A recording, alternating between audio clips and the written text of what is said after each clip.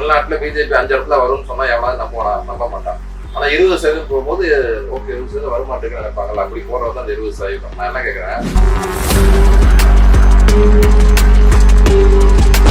எண்ணெயை வந்து ஒரு மிக மோசமான ஒரு மோசடியான ஒன்றிய அரசுடைய கைப்பாவை, ஒரு நாய்க்குட்டி மாதிரி அமித்ஷா ஒரு நாய்க்குட்டி மாதிரி செயல்படுது, மாநில உரிமையை பறிக்குது.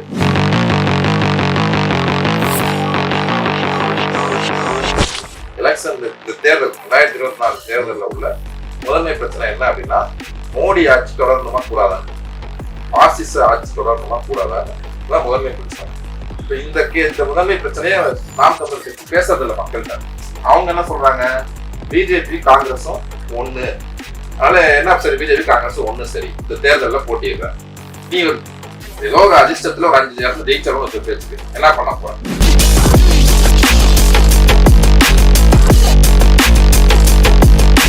இந்த இடத்துல பிஜேபி தான் முதன்மை எதிரி அப்படின்னு சொல்ற இடத்துல 2 அணி தாங்க இருக்கு தேர்தல்ல. மோடி ஆட்சி தொடரக்கூடாதுன்னு ஒரு அணி இருக்கு, மோடி ஆட்சி தொடரணும்னு ஒரு அணி இருக்கு.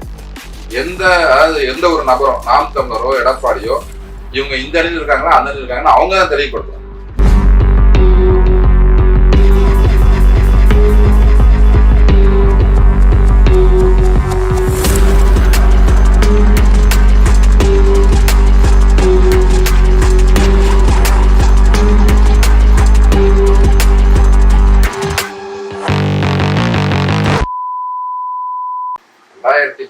மோடி அலை வீசுச்சு. தமிழ்நாட்டுல சிபிஐ சிபிஎம் தனியா நின்னாங்க, காங்கிரஸ் தனியா இருந்துச்சு, திமுக அணி தனியா இருந்துச்சு, அதிமுக அணி தனியா இருந்துச்சு, எல்லாரும் தனியா நின்னாங்க. மோடி வந்து குஜராத்ல வளர்ச்சி ஏற்படுத்தினாருன்ற ஒரு தோற்றத்துல வந்தாரு. அதாவது அவர் வந்து என்ன சொல்றது, கரைபடியாத ஒரு தலைவராக தான் நாட்டு மக்களுக்கு வந்து அவரை வந்து வெளிச்சத்து ஒரு புகழ் வெளிச்சத்துல அவர் கொண்டு வந்து நிறுத்தினாங்க.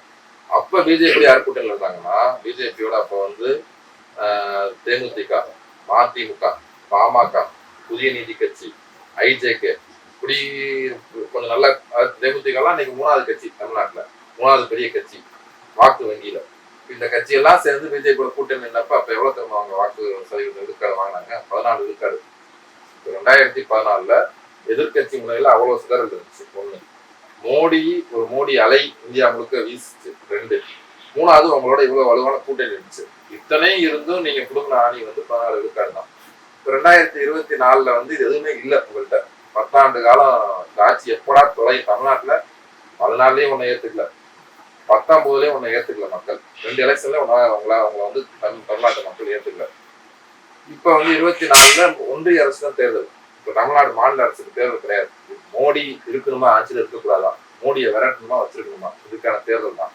இந்த தேர்தலில் எப்படி 20% பிஜேபி வாங்க நான் கேட்கிறேன். ஓபிஎஸ் டிடிவி எல்லாம் தான் வந்து செல்வாக்கு இழந்துட்டாங்கல்ல.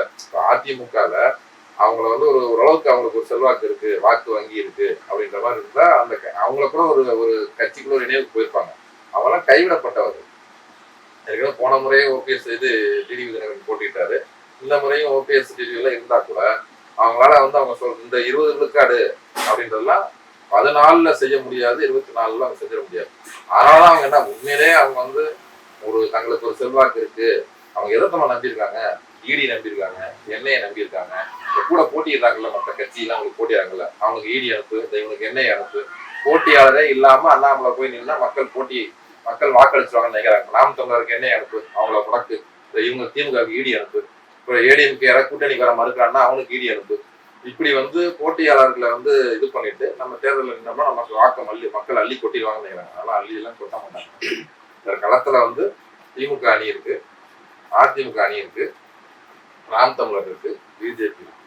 அதனால வந்து இவங்களுக்கு உண்மையிலேயே மக்கள்கிட்ட இவங்க என்ன சொல்லி மக்கள்கிட்ட வாக்கு கேட்பாங்க என்ன கேட்கறேன்னா, இப்ப இந்த கோயம்புத்தூர்ல கூட பேசுறாப்புல, முழுக்க நீ திமுக எதிர்த்தோ அல்லது காங்கிரஸ் எதிர்த்தோ நீங்க வந்து நாட்டு மக்கள்கிட்ட இருக்கும், நீங்க என்ன சாதனைகள் செஞ்சிருக்கீங்க, 10 ஆண்டு கால ஆட்சியில் என்ன பண்ணிருக்கீங்கன்னு ஒவ்வொரு வீட்லயும் அடுப்பு அடிக்கிறாங்கல்ல, ஒவ்வொரு வீட்லயும் கேஸ் சிலிண்டர் வச்சிருக்காங்கல்ல, ஒவ்வொரு வீட்லயும் காய்கறி வாங்கி வீட்டுல சமைக்கிறாங்கல்ல, ஒவ்வொரு வீட்லயும் படிச்ச பசங்க வேலைக்கு போற பசங்க இருக்காங்க, வேலை கிடைக்கலன்னு தெரியும்ல. அப்ப எப்படி என்ன சொல்லி நீ அவங்க முகத்துல போய் முடிப்ப? இப்ப காசு கொடுத்து நீ கூட்டத்துக்கு ஆள் தட்டிட்டு போற, அப்புறம் வேற எந்த கட்சிக்கு போனா போஸ்டிங் கிடைக்காத கட்சி கொஞ்சம் பேர் வரான். அப்புறம் இது இல்லாம அக்யூஸ்ட், ரவுடி, இது மாதிரி ஆட்கள் எல்லாம் கட்சியில சேர்த்து வச்சிருக்கீங்க. அவ்வளவுதானே ஒழிய உங்களுக்கு என்ன என்ன வந்து உங்களுக்கு இந்த என்ன ஒரு பேசிஸ் இருக்கு, எதை சொல்லி நீங்க ஓட்டு கேட்பீங்கன்றது இருக்குல்ல. தமிழ்நாட்டோடைய ஒரு அரசியல் நாகரிகம் இருக்கு, ஒரு அரசியல் கலாச்சாரம் இருக்கு. அந்த ஃப்ரேம் ஒர்க்ல இருந்து மீறாம, அதுல இருந்து மீறாம இருக்கக்கூடியது. இந்த அண்ணாமலை வந்து அந்த அந்த எந்த ஃப்ரேம் ஒர்க்கும் வராம, நான் நினைச்ச காலை ஒண்ணு பேசுவாப்ல, சாயங்காலம் ஒண்ணு பேசுவாப்ல, அடுத்த நாள் 2 நாள் கழிச்சு ஒண்ணு பேசுவாப்ல, இப்படி பேசிட்டு பண்ற ஒரு அதுதான் அண்ணாமலைக்கு முன்பின். பிஜேபியிலே கூட எதையும் பேசலாம், எந்த அக்கௌண்டபிலிட்டின்னு வாங்க, பொறுப்பு கூறனா ஒரு தலைவருங்க, நான் இன்னைக்கு காலைல ஒண்ணு பேசுறேன் அப்படின்னா திருப்பி சாயங்காலம் மாத்தி பேசுறேன்னா, நேற்று காலைல பேசுனது தப்புங்க, எனக்கு வேற புரிதல் இருந்துச்சு, இப்ப என் புரிதலை மாத்திக்கிறேன், அதனால உங்கள்கிட்ட அப்படி சொல்றேன்னு சொல்லணும். இப்படி சொல்றவங்க தான் தலைவர். இவன் அண்ணாமலை போன்ற ஆட்கள் எப்படின்னா பக்கா 100 விழுக்காடு வந்து அவருக்கு அண்ணாமலை ரொம்ப கவலை, அவருக்கு பிஜேபி திருப்பி ஆட்சிக்கு வரணும்ல ஒரு கவலை கிடையாது. அவரு ஏதாவது பர்சன்டேஜ் ஓட்டு அதிகமாக வாங்கிட முடியுமா, எங்கேயாவது எப்படியாவது அடிச்சு பிடிச்சி ஏதாவது ஏமாத்தி ஊரை இது பண்ணி பணம் கொடுத்து ஒரு எம்பி ஏதாவது ஒன்று தான் முடியுமா, அவரு கட்சி வளர்த்துட்டாருன்னு இங்க ஒரு பேர் வாங்கிக்க முடியுமான்றதான் அவருக்கு நீங்க முதல் கவலை. இப்ப அந்த இடத்துல இருந்து அவர் வந்து முழுக்க ஒரு கரியரிஸ்டா பேசுறாப்புல. இது வந்து இன்னைக்கு ஒரு புதுசா, அதாவது எப்படி புதுசா நிகழக்கூடிய ஒரு புதிய தலைமுறையினருக்கு இது வந்து பரவாயில்ல, போல்டா பேசுறாரு, இது பண்றாரு அப்படின்னு சொல்லிட்டு ஒரு பார்க்கும்போது அப்படி ஒரு இதுவா தெரியுது. அதெல்லாம் வந்து இப்ப தேர்தல் 24 தேர்தல் இருக்கு இல்லையா, தேர்தல் முடிவுகளோட அண்ணாமலையோடைய ஹவுஸ் இப்போ கொஞ்சம் நெஞ்சம் அதை பத்தி பேசிட்டு இருக்காங்கல்ல, அது எல்லாத்துக்கும் தேர்தல் முடிவு நாள் அன்னைக்கு பதில் கிடைச்சு. ஓகே, இப்போ நீ ஈடியை பத்தி சொன்னீங்க. இப்போ இந்த ஈடி ரைடு தமிழகத்துல பார்த்தோம் அப்படின்னா நாம் தமிழர் கட்சியின் மேல ஏவப்பட்டு, இதை நீங்க எப்படி பாத்தீங்க?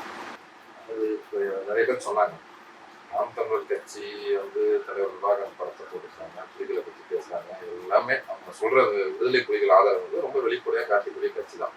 நமக்கு வர கேள்வி என்ன அப்படின்னா, இந்த என்ஐஏ சோதனைன்றது இப்ப ஏன் நடக்கணும், இந்த பிப்ரவரி மாசம் ஏன் நடக்கணும், 2024 பிப்ரவரி மாசம் நடக்கணும். நான் என்ன மதிப்புறேன்னா, என் மக்கள் பயணம் இவர் வராப்புல, இன்னொரு பக்கம் சீமானும் வந்து சவுத்துல வந்துட்டு இருக்காப்புல, கொஞ்சம் அந்த முத்துக்குமார் நினைவு நாடு ஒட்டிலாம் வந்து சீமானுக்கும் கூட்டம் திரளுது. இப்போ உனக்கு திரளுற கூட்டம் வந்து நான் வந்து காசு கொடுக்குறேன், கடன் அடைக்கிறேன், இது மாதிரி வந்து ஆட்சி அதிகாரம் வச்சுட்டு நாங்க தான் மத்திய அரசுன்ற மாதிரி ஒரு அரசியல் பண்பாடற்று அண்ணாமலை பேசுறது, இதனால வர கூட்டம். நாம் தமிழர் கட்சி ஒரு அரசியலை பேசி ஒரு கூட்டம் வருது. இப்போ இந்த தேர்தலில் நாம் தமிழர் கட்சி ஆஃப் பண்ணா இந்த திமுக எதிர்ப்பு வாக்குகள் தங்களுக்கு கிடைக்கும், இல்லாட்டி திமுக எதிர்ப்பு வாக்குகள் அது வந்து ஸ்பிளிட் ஆகுது, பிரிஞ்சு போகுது நாம் தமிழருக்கு, அதனால அதை ஆஃப் பண்ணும் அப்படின்னு இவங்க கருதப்படுது. அதனால அதை வந்து அவங்க வந்து பண்றாங்க. அவங்க என்ன பண்றாங்க அப்படின்னா, நான் யோக்கியன் உனக்கு வந்து சோதனை பண்ண வராமத்தியா என்னைய, அவன் தான் உலகத்திலே பெரிய அயோக்கியன், உனக்கு வந்து ரைடு வந்தது இப்பதான். ஆனா தமிழ்நாட்டுல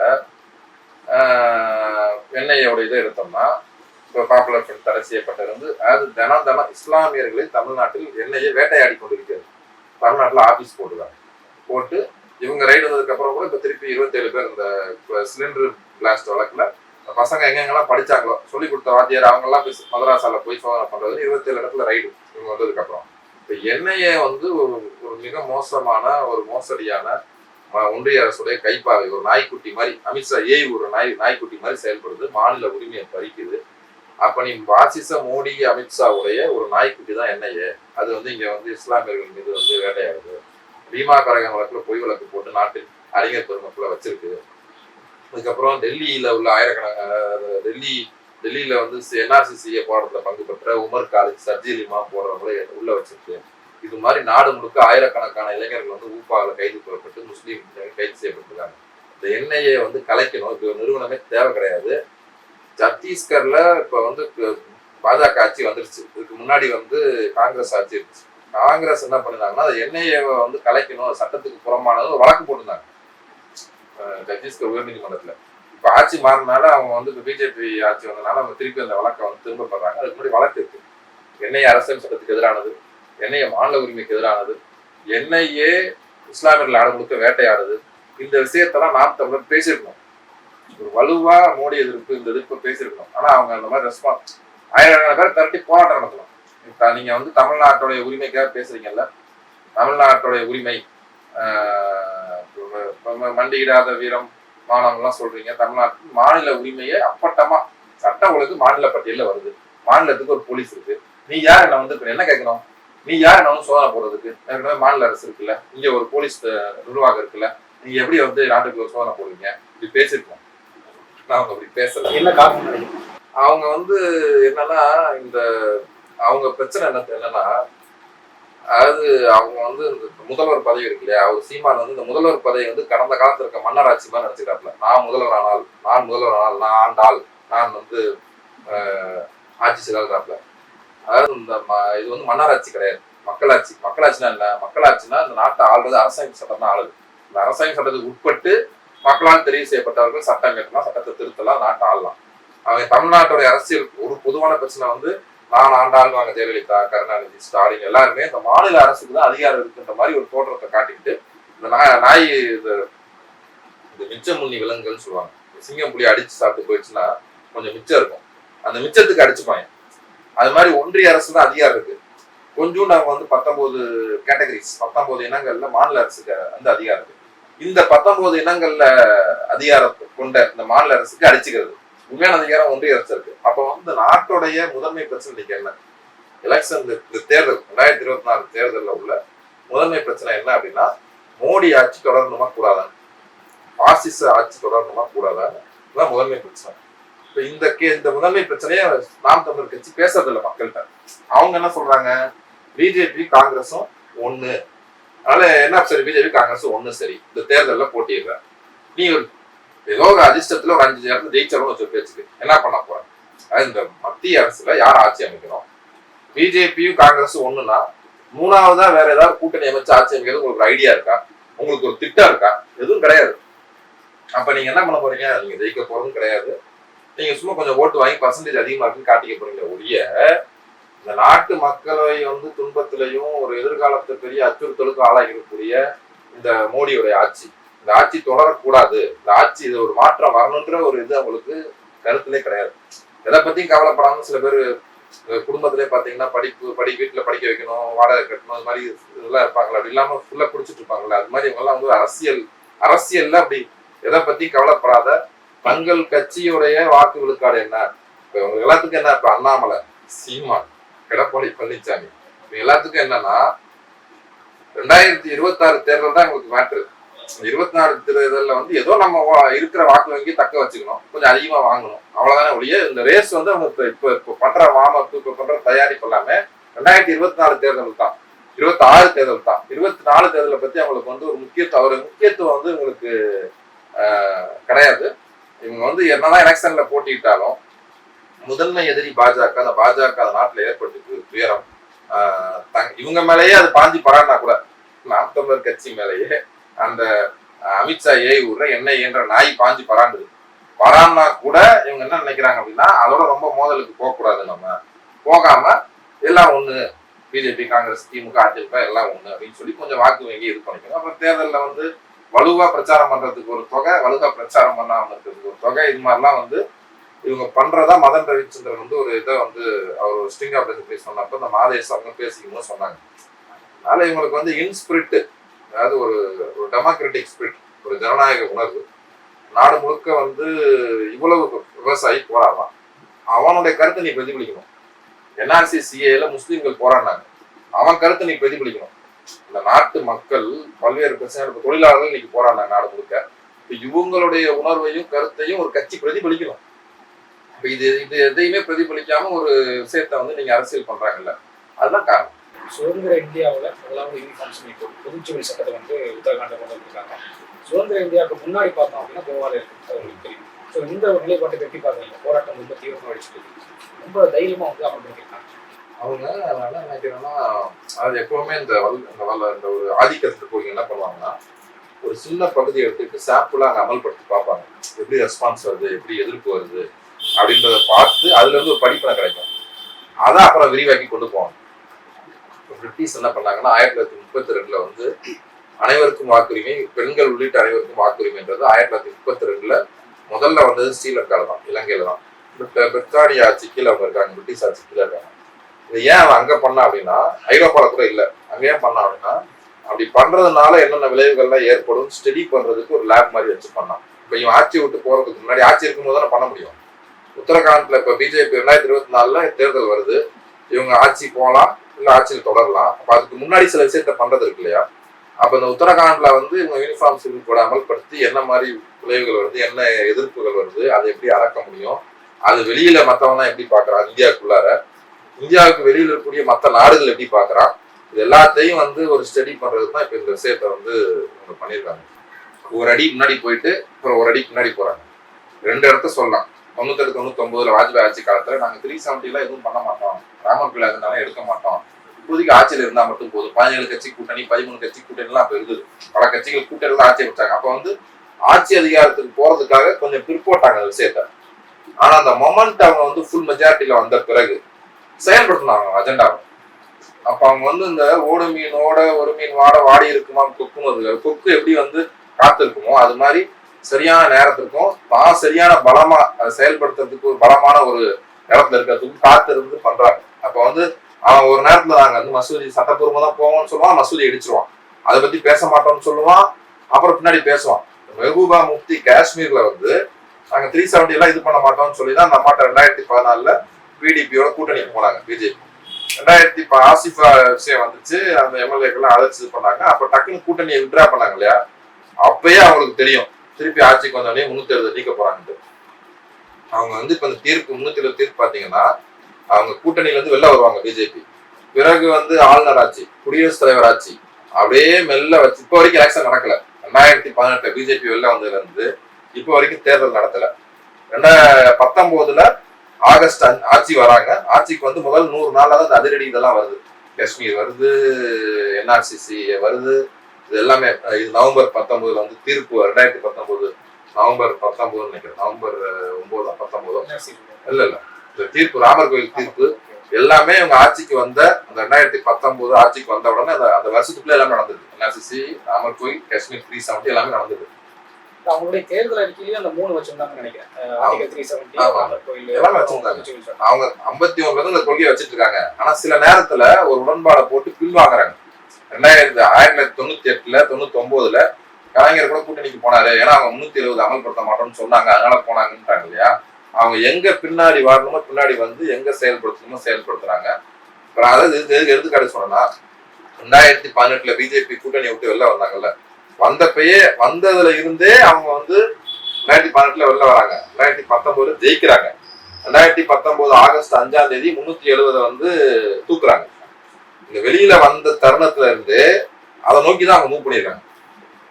2014 பிடிபியோட கூட்டணிக்கு போனாங்கல்ல, அப்ப யாராவது யோசிச்சிருப்போமா நம்ம இது இந்த இடத்துல போய் முடியும்ட்டு? ஆனா யாரும் யோசிச்சிருக்க மாட்டோம்.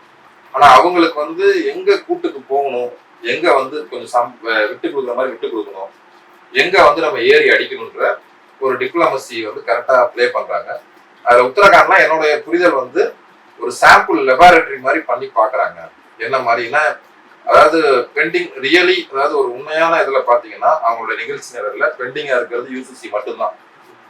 எல்லாமே மற்ற எல்லாத்தையுமே அக்கம்ப்ளிஷ் பண்ணிட்டாங்க. அப்ப இந்த யூனிஃபார்ம் சிவில் கோட் மட்டும் தான் அமல்படுத்துறதுல பெண்டிங்கா இருக்கு. அது வந்து என்ன மாதிரி எதிர்வினை வருது அப்படின்னு ஒருவேளை தேர்தலில் தோத்துட்டாங்கன்னா இது மூலமா ஒரு லாஸ் தான். எப்படி கர்நாடகாவில் வந்து அந்த ஹிஜாப் பிரச்சனை போய் இறுதியில தேர்தல் மூலமா என்ன நடந்துச்சு ஆக்சுவலா பிஜேபிக்கு. ஸோ அதே மாதிரி ஒரு நிலைமை வந்து நடக்கலாம் இல்லையா? உத்தரகாண்ட்ல வந்து 90% மேல வந்து எனக்கு தெரிஞ்சு 90% வந்து ஹிந்துஸ், 10% வந்து முஸ்லீம்ஸ். கர்நாடகால வந்து 12% முஸ்லீம்ஸ். அவங்க வந்து வித் ரெஸ்பெக்ட் டு முஸ்லீம் பொறுத்து எனக்கு தெரிஞ்சு முஸ்லீம் பிரச்சனைகள் இருக்கு இல்லையா, மைனாரிட்டி, ரிலீஜியஸ் மைனாரிட்டி பிரச்சனைகளை பொறுத்த வரைக்கும் அவங்க போல்டா மூவ் பண்றாங்க.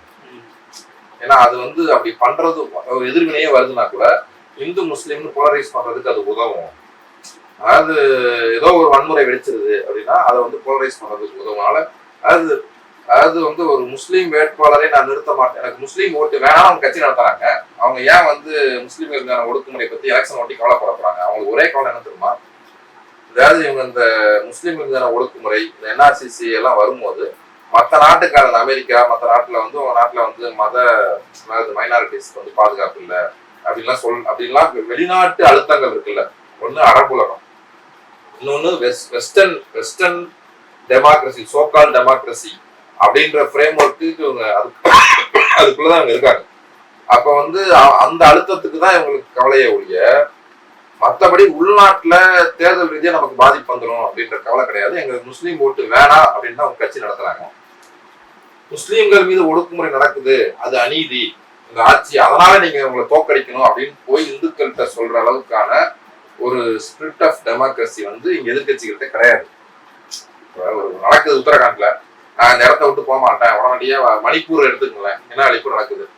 நாங்க எல்லாம் தலைநகரத்தை வந்து உட்காந்துருவோம், உட்காந்து இந்த கலவரத்தை உடனே கட்டுப்படுத்தணும் அப்படின்னு சொல்லி நாட்டுல உள்ள பிஜேபி ஆளாத மாநிலங்கள் இருக்கு முதலமைச்சர் எல்லாம் உட்காந்துறாங்கன்னு வச்சுங்க, ஒரு அழுத்தம் ஏற்படுமா இல்லையா?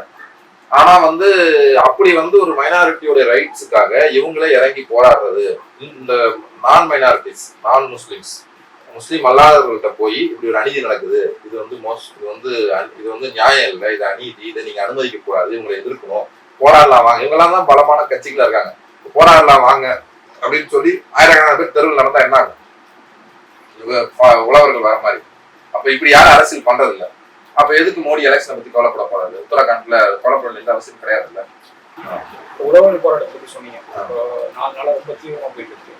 இதனுடைய அழுத்தம் எந்த அளவுக்கு இருக்கும் அப்படிங்கிறத நீங்க வந்து பாக்குறீங்க. அது மட்டும் இல்லாம இதனுடைய காரணம் என்னவா இருக்கும், அடுத்து பாஜக செயல்படக்கூடிய விதம் எப்படி இருக்கும்?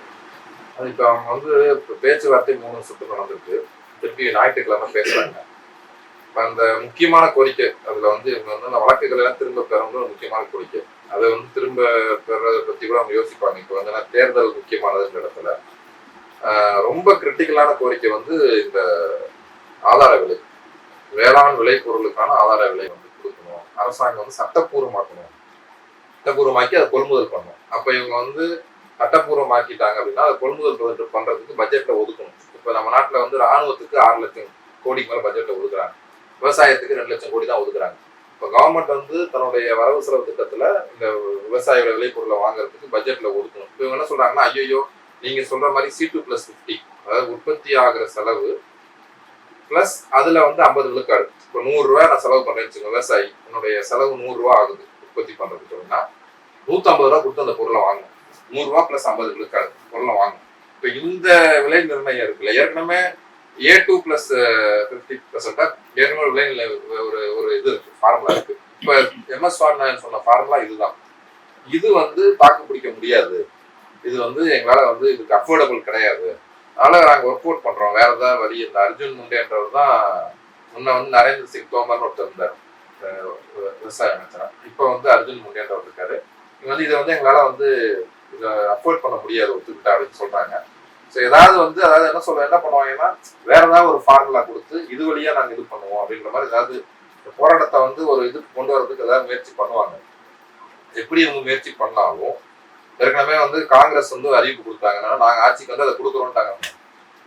நாங்கள் ஆட்சிக்கு வந்தா C2+50 கொடுக்குறோம்ட்டாங்க.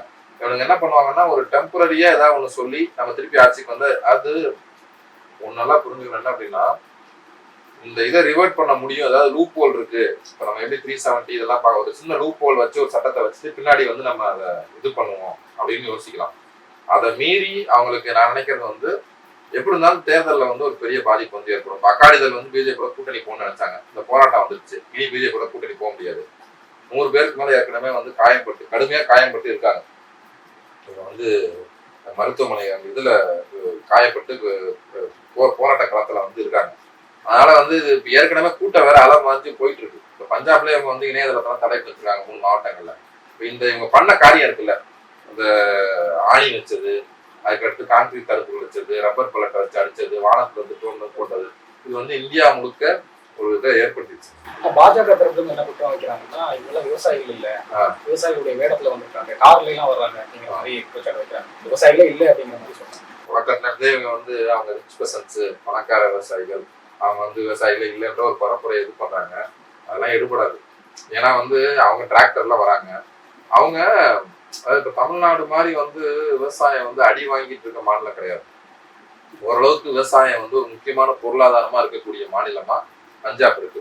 ஸோ அவங்க தான் பொருளாதார கோரிக்கைக்காக அப்படி இறங்கி வந்து போராடுறாங்க. அவங்க சீக்கியர்களா இருக்கிறதுனால அந்த ஒரு போர்க்குணம் வந்து அவங்கள்ட்ட இருக்கு. மற்றபடி வந்து நீ வந்து விவசாயி இல்ல அவங்கெல்லாம் அதெல்லாம் வந்து எடுபடாது. ஏன்னா வந்து சும்மா பைத்தியமா நான் என்ன கேட்கறேன்னா, ஒருத்தர் விவசாயி இல்லைன்னு வச்சுக்கேன், பணக்காரன்னு வச்சுக்கேன், பணக்காரன் எதுக்குப்பா வந்து ரப்பர் குண்டு பண்ணிட்டு டியர் கேஸ்ல வந்து கண்ணை கசைக்கிட்டு பைத்தியமாவன் வந்து போராடுறவங்க பைத்தியக்காரங்களா? இல்ல உயிரை பணைய வச்சு போன வாட்டி எத்தனை விவசாயிகள் செத்தாங்க? 700 பேர் செத்தாங்க. உயிரை பணைய வச்சு நீங்க துப்பாக்கில சுடுவியா, என்ன பண்ணுவேன்னு தெரியாத இடத்துல உயிரை பணைய வச்சு எதுக்கு பணக்காரன் வரணும்? எங்க நீ கூட்டு வைப்ப ஒரு 100 பணக்காரன். நான் என்ன கேட்கறேன்னா, நீ வந்து இந்த கடன் ரத்து பண்ற எல்லாமே பண்ற பெரிய பெரிய பணக்காரன் இருக்காங்க, ஒரு 100 பணக்காரனை கூட்டு வந்து போராட வச்சிருக்கு, நம்ம ஒத்துக்கலாம். பாஜக மீது இவ்வளவு குற்றச்சாட்டு வைக்கிறீங்க. ஆனா வரக்கூடிய 2024 நாடாளுமன்ற தேர்தலிலும் பாஜக தான் வெற்றி பெறும். மோடி வந்து மிகப்பெரிய ஒரு பலமான பிரதமராக உருவாவார் அப்படிங்கிற மாதிரி செய்திகளும் வெளியாகுது. பாஜக தரப்பிலும் சொல்றாங்க. காரணம் என்னன்னா, உத்தரப்பிரதேசத்துல இப்போ அயோத்தி கோயில் வந்து ஓபன் பண்ணிட்டாங்க, ராமர் கோயில். அது நல்ல ஒரு தாக்கத்தை ஏற்படுத்திருக்கு உத்தரப்பிரதேசத்துல. உத்தரப்பிரதேசம் அப்படிங்கிறது பிரதமரையே தீர்மானிக்கக்கூடிய ஒரு இடமா இருக்கு. ஸோ இதெல்லாம் நீங்க எப்படி பாக்குறீங்க? நான் வந்து எப்படி பார்க்கலாம், அவங்க உத்தரப்பிரதேசத்தை பொறுத்த வரைக்கும் முதல்ல நமக்கு ஜனவரி 22 ஐயோ ராமர் கோயில் திறக்கிறாங்க என்ன ஆகும் ஏதாவது நினைச்சப்ப அதுக்கப்புறம் வர ஃபீட்பேக், நம்ம வந்து போன பிப்ரவரி 6, 7 நம்ம ஒரு ஒரு ஹைதராபாத்ல ஒரு கூட்டம் நடந்துச்சு. பல மாநிலங்கள்ல இருந்து வந்திருந்தாங்க. அதுல வட இந்தியாவில இருந்து வந்திருந்தாங்க. அவங்களுடைய மதிப்பீடு வந்து ராமர் கோயில் திறப்பு விழான்றது மோடி எதிர்பார்த்த அளவுக்கு மக்கள்கிட்ட தாக்கம் செலுத்தல. அடுத்து இப்ப அதுக்கப்புறம் நம்ம இதுல டெல்லி இப்ப உத்தரகாண்ட் நடக்கிறதுலாம் கூட ஒரு மாதிரி இந்து முஸ்லீம்னு ஒரு போலரைசேஷன் பண்ண முடியுமா, இன்னும் பத்தலன்ற மாதிரியான ஒரு முயற்சி தான் அவங்களோட முயற்சியில நினைக்கிறேன். அதனால வந்து ராமர் கோயில் வந்து பெரிய தாக்கம் செலுத்தல. அப்ப அவங்க என்ன கூட்டணியை கலைக்கணும், அவங்களோட ஒரு ப்ராக்டிஸ் என்னன்னா டிஸ்ஆர்கனைஸ் த எனிமி, பகைவன் வந்து ஒருங்கிணைந்து வருவதை வந்து கலைச்சு விடணும். ஸோ அவங்க ஃபருக் அப்துல்லா கூட நேற்று தனியா போட்டிடுறேன்னு சொல்லிட்டாரு. எல்லாத்தையும் ஈடி அனுப்பிச்சு எல்லாத்தையும் பலவீனப்படுத்தி இது பண்ணணும். அவங்க வந்து உண்மையிலே நம்ம இந்த நாட்டில் நல்லா ஆட்சி நடத்திட்டோம், எல்லா தரப்பு மக்கள் சப்கா விஸ்கா சப்கா சாத் அப்படின்னு சொல்ற மாதிரி எல்லா தரப்புகளுக்கும் வந்து நல்லது பண்ணிட்டோம்னு சொன்னா இப்போ நீ அதெல்லாம் சொல்லி நாட்டு மக்கள்கிட்ட ஓட்டு கேட்கலாம். நீ வந்து இடி அனுப்பி என்ஐஏ அனுப்பி எல்லாத்தையும் ஆஃப் பண்ண வேண்டிய அவசியமே கிடையாது. ஃபர்ஸ்ட் நீ வந்து ஒரு யோக்கியம் உண்மையிலே ஒரு பொற்கால ஆட்சி அவங்க சொல்ற மாதிரி அம்ரித் கால் அலியா காலம் அப்படின்னு சொல்லி ஒரு ஆட்சி நீ கொடுத்துருக்க அப்படின்னா நீ இப்படி பயப்பட வேண்டிய அவசியமே கிடையாது. எதிரியை வந்து நிர்மூலமாக்குன்ற அவசியமே கிடையாது. ஒண்ணு வந்து ஆஸ் வி திங்க் நம்ம வந்து எல்லாரும் சொல்ற மாதிரி it is not a cake walk for Modi Amit Shah view. இந்த கூட்டத்திற்கு ஒரு எளிய அதாவது இந்த வெற்றிக்கணி இருக்கு நம்ம இலகுவா நடந்து போய் பறிச்சிருன்றது கிடையாது. இது ஒரு டஃப் ஃபைட் தான் அவங்களுக்கு, அது அவங்களுக்கு தெரியும். கண்டிப்பா 10 ஆண்டு கால ஆட்சி இயல்பா வந்து ஆன்டி இன்கம்பன்ஸ் இருக்கு எல்லாமே. அவங்க எதை நம்பி இது பண்றாங்க அப்படின்னா எதிர்கட்சி கூட்டணிகளை கலைக்கிறத நம்ம வந்து இது பண்ண முடியும், கலைக்கிறது மூலமா நம்ம பண்ண முடியுன்றது அவங்களுடைய ஒரு இதுவா இருக்கு, ஒரு வியூகமா இருக்கு. ஆனா நமக்கு என்ன தமிழ்நாட்டுல என்ன பிரச்சனை இருக்கு அப்படின்னா நமக்கு நார்த் இந்தியா வட இந்தியா தென்னிந்தியா இந்த கதையாலே ஒரு சிக்கல். மகாராஷ்டிரா, பீகார், சத்தீஸ்கர், ஜார்க்கண்ட், உத்தரப்பிரதேஷ், ஹரியானா, ராஜஸ்தான், பஞ்சாப், பீகார், இது மேற்கு வங்கம், வடகிழக்கு மாநிலங்கள், இப்படி வந்து ஒவ்வொன்றுலையும் என்ன நடந்துட்டு இருக்கு, ஒவ்வொன்றுலையும் என்ன கூட்டணி இருக்கு, ஒவ்வொன்றுலையும் மோடிக்கு என்ன எதிர்கொலை இருக்கு, இப்படி பேசுறதுக்கும் ஒவ்வொருலையும் எத்தனை நேரத்துல மோடி ஜெயிச்சிருக்காரு, இந்த வருஷத்துல ஜெயிப்பாரு, இப்படிதான் அவங்களும் கணக்கு போடுறாங்க. இப்போ இந்தியா முழுக்க போன வாட்டி 303 இடத்துல பிஜேபி ஜெயிச்சிருக்காங்கன்னா ஒரு 110 இடங்களை குறைக்கணும். 110 இடங்களை எங்கெங்கெல்லாம் குறைக்க முடியும்? கர்நாடகால 20 இடத்தை குறைக்க முடியும், பீகார்ல இவ்வளவு குறைக்க முடியும், தெலுங்கானால 4 குறைக்க முடியும், தமிழ்நாட்டுல தக்க வைக்கணும். இப்படி வந்து கணக்கு போட்டு நம்ம வந்து வேலை செய்ய வேண்டிய தேவை இருக்கு, வேலை செய்யறாங்க. அப்ப இந்த வட இந்தியா மாநிலங்கள்ல என்ன நிலைமை இருக்கு அப்படின்றத பத்தி ஒவ்வொரு மாநில வாரியான ஒரு பகுப்பாய்வும், அங்க என்ன மாதிரி கூட்டணி இருக்கு, என்ன மாதிரி அதிருப்தி உருவாயிருக்கு. பஞ்சாப் ஹரியானாலாம் ஒண்ணுமே அவங்க வெளிப்படும், இந்த அதிருப்தி வந்து தெளிவா வெளிப்படும். உழவர் போராட்டம் வந்து தேர்தலில் பிரதிபலிக்கும். அப்ப அந்த மாநிலங்கள்ல என்ன அதிருப்தி உருவாயிருக்கு, இதையெல்லாம் வந்து நம்ம வந்து கணக்குல எடுத்துதான் மதிப்பிடணும். ஸோ வந்து அவங்க சொன்ன மாதிரி 400, அதாவது ஒண்ணு அடிச்சு சொல்ல முடியுங்க, 303 இந்த ஃபுல் மெஜாரிட்டியில வந்து, அதாவது 303 பிளஸ் ஆக்சுவலா அந்த என்டிஏ தேசிய ஜனநாயக கூட்டணி வந்து 323 வாங்கிருச்சு போன தேர்தலில். இப்போ தேசிய ஜனநாயக கூட்டணி கூடாரமே கலைஞ்சிருச்சு. போன வாட்டி கூட்டணியில் நாடு முழுக்கவே எல்லாருமே வந்து உங்களோட கூட்டணியில வந்து இல்லை. ஆக்சுவலா பிஜேபியோட ஒரு காத்திரமான கட்சி கூட்டணியில் இல்லை. அப்ப பிஜேபி மட்டும் எடுத்தீங்கன்னா 303. இந்த 303ல இருந்து குறையதான் முடியும், 303 ஏறுறதுக்கு வாய்ப்பே கிடையாது. ஏன்னா இவங்களுடைய ஆட்சி பண்ண விதத்துல வெற்றி பெறது மோடி தான் சொல்றீங்க. அப்படி சொல்றேன். என்ன உறுதியா சொல்ல முடியும் அப்படின்னா, நான் சொல்றது என்னன்னா, 303க்கு குறையதான் முடியும், கூட முடியாது. ஏன் என்ன காரணம் அப்படின்னா, ஏற்கனவே அவங்களுக்கு இருந்த கூட்டணி இல்லை. ஒண்ணு. ரெண்டாவது இந்த போராட்டங்கள், என்ஆர்சிசிஏ போராட்டங்கள், காஷ்மீர்ல தொடச்சிட்டாங்க, லடாக்கும் போராடுறாங்க. அதுக்கு பிறகு பஞ்சாப் ஹரியானா ராஜஸ்தான் இங்க நடந்த விவசாயிகளுடைய போராட்டம், இப்படி வந்து ஒவ்வொரு மாநிலங்களையும் நடந்த போராட்டங்களும். இப்போ வந்து இந்த ஒரிசா இது இப்ப இந்த சத்தீஸ்கர் இப்ப இந்த மாதிரி பகுதிகளில் பழங்குடிகளுக்கு எதிராக நடக்குது. இந்த மாதிரி கூட்டணியில இருந்து நிறைய கட்சியை உடைச்சு இந்த கூட்டணி போன வாட்டி இப்ப மகாராஷ்டிரால பாத்தீங்கன்னா சிவசேனாவும் பிஜேபி கூட்டணியில இருந்தாங்க. தமிழ்நாட்டில் ஏடிஎம்கே பிஜேபி கூட்டணி இருந்தாங்க. இந்த கூட்டணி இப்போ உடஞ்சிருச்சு.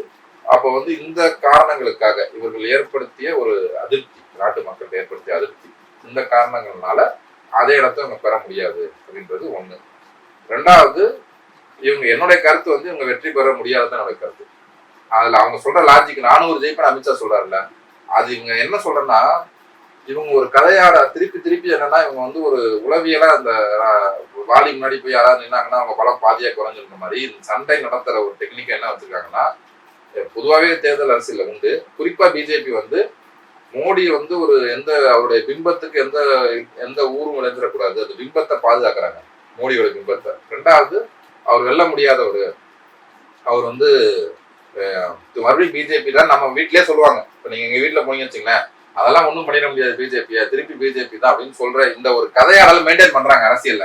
ஆனா பிரச்சனை என்னன்னா, நீங்க ஒரு வந்து வட இந்தியாவில பிஜேபி தாங்க வருவாருன்னு சொன்னீங்கன்னா, பஞ்சாப்ல மொத்தம் எத்தனை சீட் இருக்கு, நீங்க வந்து உத்தரப்பிரதேசல எத்தனை சீட் இருக்கு, எத்தனை கட்சி இருக்கு, போன வாட்டி ராஜஸ்தான்ல எத்தனை சீட்டுக்கு எத்தனை கட்சி இருக்கு, போன வாட்டி காங்கிரஸ் எவ்வளவு வாங்கினாங்க, பிஜேபி எவ்வளவு வாங்கினாங்க, எத்தனை விழுக்காடு வேறுபாடு, இப்படி நீங்க ஒரு கேள்வி கேட்டீங்கன்னா யாருக்குமே தெரியாது. நான் அடிச்சு சொல்றேன், தமிழ்நாட்டுல அரசியல் வட்டாரத்துல இருக்கவங்ககிட்டயே 100க்கு 80 பேர்கிட்ட இந்த விவரமே இருக்காது. ஆனா என்ன சொல்லுவாங்க அப்படின்னா, அதுல ஒரு அறியாம, பொதுவாக நமக்கு தெரியாது, வட இந்தியா பத்தி தெரியாது, அதனால வந்து மோடி பாப்புலர் தாங்க இருக்காருன்னு நினைப்பாங்க. ஆனா அப்படி கிடையாது. அதுதான் ஒரு கேள்வி வரும். நீங்க ஒரு சில மாநிலங்கள்லாம் சொன்னீங்க, ஹரியானாவா இருக்கலாம், சத்தீஸ்கரா இருக்கலாம், இதெல்லாம் பிரதமர் தேர்தலில் வந்து ஒரு தாக்கத்தை ஏற்படுத்துறது இல்லையா? ஒரு சில மாநிலங்கள் தான் முக்கியமான தாக்கத்தை ஏற்படுத்துது. இப்போ போன தேர்தல் பார்த்தோம்னா ராஜஸ்தான்ல நடந்துச்சு, மத்திய பிரதேசம் நடந்துச்சு, காங்கிரஸ் தான் வரும்னு எதிர்பார்த்தாங்க, அப்படியே மாற்றமா பாஜக வந்துச்சு. இந்த மாதிரி நிகழலாம் இல்லையா? அது வந்து அதே அந்த மாநிலம் நீங்க சொன்ன 5 மாநிலமே எடுத்துக்கோமே, மத்திய பிரதேசம், சத்தீஸ்கர், ராஜஸ்தான், இந்த 3 மாநிலங்கள், தெலங்கானால காங்கிரஸ் வந்துச்சு. இந்த 3 மாநிலம் எடுத்தீங்கன்னா இங்க எப்படி தெரியுமா வந்து இந்த மாநில கட்சிகளுக்கு மாநில தேர்தலில் ஒரு மாதிரியும் மத்திய தேர்தல் ஒரு மாதிரி தான் வாக்களிக்கிறாங்க. ஏற்கனவே கர்நாடகாவையும் சேர்த்துக்கணும். கர்நாடகாலையும் மாநில தேர்தல் வரும்போது காங்கிரஸா பிஜேபியான்னு பாக்குறாங்க, மத்திய அரசு தேர்தல் வரும்போது போன வாட்டி பிஜேபி ஃபுல்லா ஆதரிச்சாங்க. 28 இடம் கர்நாடகாவில் இருக்கு, அதுல 26 இடத்துல பிஜேபி ஜெயிச்சு. ஆனா அதுக்கு முன்னாடி நடந்த 2018 நடந்த மாநில தேர்தல் இருக்குல்ல, 19 தேர்தலில் இப்படி ஆயிடுது, 28ல 26 பிஜேபி அடிச்சிடறான். ஆனா 18 நடந்த மாநில தேர்தலில் காங்கிரஸ் ஆட்சி அமைச்சு அதை கலைச்சு திருப்பி அதை விலைக்கு வாங்கி தான் வந்தான் பிஜேபி. அதே மாதிரிதான் இங்க மத்திய பிரதேச, சத்தீஸ்கர், ராஜஸ்தான்லயுமே மாநில தேர்தலுக்கு மக்கள் ஒரு மூட வெளிப்படுத்துறாங்க, மத்திய அரசு தேர்தலுக்கு ஒரு மூட வெளிப்படுத்துறாங்க. மாநில தேர்தலை பொறுத்தவரைக்கும் தெளிவா சத்தீஸ்கர், ராஜஸ்தானே எடுத்துக்கோங்க ஒரு சாம்பிளா, காங்கிரஸும் பிஜேபிக்கும் வாக்கு விழுக்காடு வித்தியாச வேறுபாடு தெரியுமா? 1.5% போனதுல. ஆனா ஏற்கனவே ஆட்சியில இருந்ததே வந்து போன வாட்டி வந்து காங்கிரஸ் தான் இருந்துச்சு, சத்தீஸ்கர்லயே அப்படிதான் இருந்துச்சு. ஒரு ஆன்டி இன்கம்பன்சி ஏற்கனவே இருக்கும். அப்ப வந்து இவங்க என்ன விமர்சனம் என்ன ஆகுதுன்னா, காங்கிரஸ் வந்து ஒரு காங்கிரஸ் கட்சிக்குள்ள இருந்த உள் முரண்பாடு தான் தோல்விக்கு காரணம். அப்புறம் கொஞ்சம் சில கட்சிகளை கூட்டணியில சேர்த்துருக்கணும், அதையும் சேர்க்காம விட்டாங்க. இந்த 2 தான் வைக்கிற விமர்சனம். இந்த 3 தேர்தலை வச்சு நம்ம வந்து நாடாளுமன்ற தேர்தலை முடிவு பண்ண முடியாது. தெளிவா நான் சொன்ன 4 மாநிலங்களை வந்து மத்திய அரசு தேர்தல்னா வேற, மாநில அரசு தேர்தல்னா வேறன்னு பார்த்து அவங்க வந்து முடிவு பண்றாங்க. இந்த 3 தேர்தலை வச்சு நான் சொல்லலை, நான் 3 தேர்தல் ஏற்கனவே பிஜேபி ஜெயிச்சிருக்காங்க, அதை வச்சு சொல்ல. நான் இந்த மக்கள் வந்து மாறுபட்டு 3 தேர்தலில் யோசிச்சது மாநில அரசுக்காக யோசிச்சாங்க, இனி மத்திய அரசு கணக்கு வச்சு இது பண்ணுவாங்க அப்படின்றது சொல்றாங்க. இவிஎம் மிஷின் மூலமா கோளாறு பண்றாங்க பாஜக அப்படின்னு சொல்றாங்க, அதை பத்தி பாத்தீங்க? அது வந்து ஒரு பெரிய பிரச்சனையா இப்ப எழுந்திருக்கு. ஆமா, எலக்டோரல் பாண்டு, இந்த தேர்தல் பத்திரங்கள் சுப்ரீம் கோர்ட் நேற்று முடிச்சு விட்டுச்சு. இன்னும் தெரிய போகுது, 3 வாரத்துல வந்து யார் யார் எவ்வளவு கொடுத்தாங்கன்னு நபர் வரைய தெரிய போகுது. அது ஒரு பெரிய ஒரு முக்கியமானது ஆக போகுது, தேர்தலில் ஒரு முக்கியமான நிகழ்ச்சி நல்லா ஆக போகுது. இன்னொன்று என்னன்னா, நமக்கு வந்து இந்த இப்போ ஒரு கோரிக்கை எல்லா கட்சியும் சொல்ல ஆரம்பிச்சாங்க என்னன்னா, அந்த விவிபேட் ஸ்லிப்பு நம்ம கண்ணில் வந்து யாரு போட்டோம்னு தெரியும், அப்புறம் ஸ்லிப்பு உள்ள டப்பால விழுவும், அந்த ஸ்லிப்பை வந்து 100% எண்ணணும் அப்படின்னு சொல்லி இப்போ கோரிக்கை வைக்கிறாங்க. ஏற்கனவே அது ஒரு முறையா எண்டதில்லை, 50% சொன்னாங்க, அப்புறம் சில பூத்தல் மட்டும் எடுத்து விட்டுருவாங்க, உருப்படியா எண்ண மாட்டாங்க. 100 விழுக்காடு அந்த ஸ்லிப்பை எண்ணணும்னு ஒரு கோரிக்கை வந்து இப்போ எல்லா கட்சியும் வைக்க ஆரம்பிச்சிட்டாங்க. ஏன்னா அந்த ஸ்லிப்பை பிரிண்ட் பண்ணி கையில கொடுக்கணும், நான் கையில பார்த்துட்டு அதுக்கப்புறம் போடுவேன்னு சொல்லியிருக்காங்க, போடுவேன்னு சொல்லி கோரிக்கை வச்சிருக்காங்க. இல்ல இப்போ ஒரு 10 நாள் முன்னாடி வந்த ஒரு தொலைக்காட்சி பேட்டி என்ன சொல்றாங்கன்னா, ஒபாமாவுடைய ஆலோசகராக இருந்தவர், இந்த இவிஎம் நிறுவனங்கள் இருந்தவர் தேஷ்பாண்டேன்னு ஒருத்தர், அவர் வந்து மாதவ் தேஷ்பாண்டேன்னு அவர் சொல்றாரு, இந்த ஹேக் பண்றது, ஆன்லைன்ல ஹேக் பண்ணி இந்த வாக்குகளை மாத்துவாங்கல்ல, ஹேக் பண்ண முடியாது. ஆனா வந்து அதை வந்து மேனிப்புலேட் பண்ணலாம். மேனிப்புலேட் பண்ணா முன்கூட்டியே ப்ரோக்ராம்ல வந்து மாத்தி வச்சு நான் போடுவேன் ஓட்டு, அது வந்து இப்போ வந்து டிஎம்சிக்கு போடுற, திரிணாமுல் காங்கிரஸுக்கு போடுற அப்படின்னா உள்ள வந்து பிஜேபிக்குன்னு விழும்போது அது மாதிரி ப்ரோக்ராம்ல மாற்ற முடியும். அது ஒவ்வொரு முறையும் விட வேண்டியதில்லை, 4 ஓட்டுக்கு 1 ஓட்டு இப்படி மாற்ற முடியும்ன்றதா ஒரு பிஜேபி நிரூபிக்க சொல்றாங்க. அதை நிரூபிச்சு காட்டுங்க யாராவது சொல்றாங்க. இப்போ வரைக்கும் யாரும் நிரூபிக்கல. எலெக்ஷன் கமிஷன் சொல்றாங்க. ஆனா இப்போ எலெக்ஷன் கமிஷன் என்ன விமர்சனம்னா, ஒரு இடத்துல அவங்க என்ன பண்ணியிருந்தாங்கன்னா, இது அதாவது ஒரு வாக்களிச்ச எண்ணிக்கை ஒவ்வொரு கட்சிக்கு எவ்வளவு ஓட்டு வாங்கினாங்கன்னு சொல்லி டிஸ்பிளே பண்ணாங்க. கூட்டி பார்த்தா அது வந்து மாறுபடுது. மொத்தமா வாக்களிச்சதை விட அதிகமா இந்த கட்சிக்கெல்லாம் வந்திருக்குன்னு சொல்லி வந்துச்சு. அதை வந்து புகாரா போய் சொன்னனையும் அவங்க வந்து உடனே என்ன சொன்னாங்கன்னா, அந்த இதை நீக்கிட்டாங்க, வெப்சைட் வந்து நீக்கிட்டாங்க. அதனால இவங்க எந்த இடத்துல, அதாவது நமக்கு என்ன பிரச்சனைனா, நீங்க வந்து ப்ரூவ் பண்ணி காட்டுங்கன்னு சொல்றாங்கல்ல, அந்த ப்ரோக்ராம்லேயே மாற்றணும். இப்போ சாதாரணமா நான் போய் நீங்க போய் ஒரு கட்சியில போய் ப்ரூவ் பண்ணி காட்ட முடியாது. இப்போ இன்னொன்று கேட்குறேன்னா, இப்போ காங்கிரஸ் வந்து இதை பத்தி டிஸ்கஸ் பண்ணலாம், எங்களுக்கு வந்து நீங்க வந்து நேரம் கொடுங்க அப்படின்னு சொல்லி கேட்குறாங்க. கேட்கும்போது இவிஎம் அந்த இது எலெக்ஷன் கமிஷன் வந்து இன்னும் வந்து அவங்க வந்து டைம் தர மாட்டேங்கிறாங்க. அதாவது இந்தியா அலையன்ஸே கேட்குறாங்க, வெறும் காங்கிரஸ் மட்டும் இல்லை, இத்தனை கட்சிகள் சேர்ந்து நாங்கள் கேட்குறோம். நிறைய ஆளுங்கட்சி இருக்குல்ல, இந்தியா அலையன்ஸ் கேட்குதுன்னா தமிழ்நாட்டில் திமுக ஆளுது, கேரளாவில் காங்கிரஸ் ஆளுது, அங்கே டிஎம்சி ஆளுது, ஆளுங்கட்சிகளே இருக்கு. இவ்வளவு நாட்டு மக்களின் 60 விழுக்காட்டினரை பிரதிநிதிப்படுத்தி நாங்க கேட்கும் போதே நீங்க ஏன் சந்திப்புக்கே அப்பாயின்மெண்ட்டுக்கு மறுக்கிறீங்க அப்படின்னு சொல்லி ஒரு இது வந்து அவங்க கடிதம் அனுப்பிச்சிருக்காங்க. இந்த இன்னொன்னு என்னன்னா, ஜெர்மனியில அதாவது சின்ன சோலார் இது வரைக்கும் டெக்னாலஜியில ஜெர்மனி வந்து ரொம்ப வளர்ந்த நாடு. நம்ம பண்ணக்கூடிய பல விஷயங்கள் வந்து இந்த ஒரு இந்த கண்ணாடி குவியம்லாம் இருக்கு இல்லையா, சூரிய ஒளி இது பண்றது, அதெல்லாம் ஜெர்மன் டெக்னாலஜி வர்றதுதான். நமக்கு சொந்த டெக்னாலஜி கிடையாது தமிழ்நாட்டில். ஜெர்மனிலே வந்து வாக்குச்சீட்டு முறை தான் இருக்கு. ஏன் இருக்கு தெரியுமா? அதாவது அந்த நாட்டுடைய நீதிமன்றம் சொன்ன தீர்ப்பு வந்து வாக்களிக்கக்கூடிய மக்களுக்கு வந்து ஒரு சின்ன ஐயப்பாடு இருக்கு, நம்பிக்கை வரல. நம்ம இந்த இவிஎம் வழியா வாக்களிச்சு நம்ம வாக்களிச்சு தான் தெரிவு பண்றோமா, இதை வந்து முழுசா நம்ப முடியல அவங்களால. இப்போ வாக்காளர்களுக்கு முழு நம்பிக்கை இல்லாதனால நீங்க வாக்கு சீட்டுக்கு போயிருங்க. நாடு முழுக்க உங்களுக்கு தெரிஞ்சிருக்கும். முஸ்லீம்களை வந்து வேட்பாளர், முஸ்லீம்களை ஓட்டு வேணாம், முஸ்லீம்களை வேட்பாளர் நிறுத்துறது இல்லை, முஸ்லீம்கள் தீர்மானிக்கக்கூடிய தொகுதிகளில் தனி தொகுதியா மாத்திடுறாங்க பிஜேபி. இது மட்டும் இல்லாம முஸ்லீம் வாக்காளர்களை வந்து நீக்கிறாங்க. போன வாட்டியே கன்னியாகுமரியில வந்து மீனவர்கள், கத்தோலிக்கர்கள் அவங்கள 40,000 பேர் ஓட்டை வந்து நீக்கிட்டாங்க. அப்போ வந்து இந்த ஒரு நம்ம சினிமாலாம் நூற்றுக்கணக்கான ஆயிரக்கணக்கான பேரை போட்டு எந்தெந்த பூத்துல யார் யார் இருக்காங்கன்னு பார்த்து வாக்காளர் பட்டியலிருந்து வாக்காளர்கள் நீக்கக்கூடிய ஒரு அரசு மோடி அரசு. வாக்காளர் பட்டியலிருந்து வாக்காளர்கள் நீக்கக்கூடிய ஒரு அரசு. தேர்தல் ஆணையத்துல வந்து எதிர்கட்சி தலைவர், பிரதமர், உச்சநீதிமன்ற நீதிபதி 3 பேர் சேர்ந்து தேர்தல் ஆணையத்தை இது பண்ணாங்க. அப்படிதான் பண்ணணும்னு சொன்னப்ப சட்டத்தை திருத்தி சட்டத்தை கொண்டு வந்து இப்போ வந்து உச்சநீதிமன்ற நீதிபதி இது பண்ணிட்டு தலைமை அமைச்சர், பிரதமர், கேபினெட் மினிஸ்டர், எதிர்கட்சி, இப்போ 3 பேர். இந்த 3 பேர்ல 2 பேர் யாரு? ஆட்சியில் இருக்கக்கூடிய பிஜேபி அரசாங்கத்தில் இருக்கக்கூடியவங்க, ஒருத்தர் எதிர்கட்சி தலைவர். 3 பேர்ல 2 பேர் மெஜாரிட்டி இருக்குன்னா அவங்க நினைச்சவங்க தான் நியமிக்க முடியும். இப்போ தேர்தல் ஆணையத்துல பணி அமர்த்துறது இவங்க அமைத்திடுறாங்க. வாக்காளர் பட்டியல வந்து தங்களுக்கு வாக்களிக்காதவங்களை வந்து வாக்காளர் பட்டியல் நீக்கிறாங்க. இப்போ சண்டிகர்ல பேலட் நடக்கிற எலெக்ஷன்லேயே வந்து மேயர் தேர்தலில் வந்து அவங்க வந்து என்ன பண்ணாங்க, அந்த அதாவது ஓட்டு எப்படி போட்டாங்கன்றது நீதிமன்றம் வரைக்கும் வந்து அம்பலமாயி நாடே பார்க்குது. இப்போ இத்தனையும் பண்ணக்கூடியவங்களை எப்படி நம்புறது? நீங்க வந்து மேனிப்புலேட் பண்றீங்க. அதனால வந்து வாக்கு சீட்டு முறைக்கு மாறணும்னு நம்ம கேட்கல, மக்கள் மட்டும் கேட்கல. இந்தியாவுடைய அதிகார வர்க்கத்துல பகுதியா இருந்த முன்னாள் ஐஏஎஸ் அதிகாரிகள், முன்னாள் நீதிபதிகள், இவங்க எல்லாம் வந்து இந்த கோரிக்கை வச்சிருக்காங்க. இப்ப 22ஆம் தேதி நாடுதழுவிய அளவுல இந்த இவிஎம் முறையில இருந்து வாக்கு சீட்டு முறைக்கு மாறணும்ன்ற கோரிக்கை வச்சு போராட்டம் நடக்க போகுது. தமிழ்நாட்டிலயுமே போராட்டம் நடக்க போகுது. அதுல எனக்கு ஒரு கேள்வி இருக்கு. இப்ப போராட்டம் பண்றது பாத்தீங்கன்னா இந்தியா கூட்டணி வந்து முன்னெடுக்கல. பாஜக நேர் எதிராக இருக்கக்கூடிய ஒரு கூட்டணி, மிகப்பெரிய கூட்டணி, சாமானிய மக்கள் தான் முன்னெடுக்கிறாங்க அப்படின்னு நம்ம சொல்றோம். என்ன ஒரு காரணமா இருக்கு? இந்தியா கூட்டணி ஓய்வடைந்து வருதா? காரணம் என்னன்னா, ஆம் ஆத்மி வந்து பஞ்சாப்ல தனியா போட்டிடுறோம்னு சொல்றாங்க. காங்கிரஸ் கூட்டணி வெஸ்ட் பெங்கால் அதே நிலைமை தான் மம்தா பானர்ஜி எடுத்திருக்காங்க. சமீபத்துல நிதிஷ்குமார் என்ன பண்ணிட்டாரு? இந்தியா கூட்டணி வெளியே வந்துட்டாரு. இந்தியா கூட்டணி வெறும் வாயிலோட தான் செயல்படுதா, செயல் எதுவும் காட்டலையா? பாஜக இருக்கக்கூடிய ஒரு ஆற்றல் இருக்குதா அப்படிங்கிற கேள்வி இதை நீங்க எப்படி பாக்குறீங்க? அது இந்தியா கூட்டணி நிதிஷ்குமார் போனது அவர் முழுக்க வந்து உதறிட்டு போயிட்டாரு, அவர் கதை வேற. ஆம் ஆத்மி, திரிணாமுல் காங்கிரஸை பொறுத்த வரைக்கும் நம்ம அப்படி சொல்ல முடியாது. இவங்களால வந்து அந்த குறிப்பிட்ட மாநிலத்துல ஒரு தொகுதி உடன்பாடு காண முடியல, காங்கிரஸோட கூட காண முடியல அப்படின்னு தான் வந்து நம்ம வந்து பார்க்க வேண்டியிருக்கு.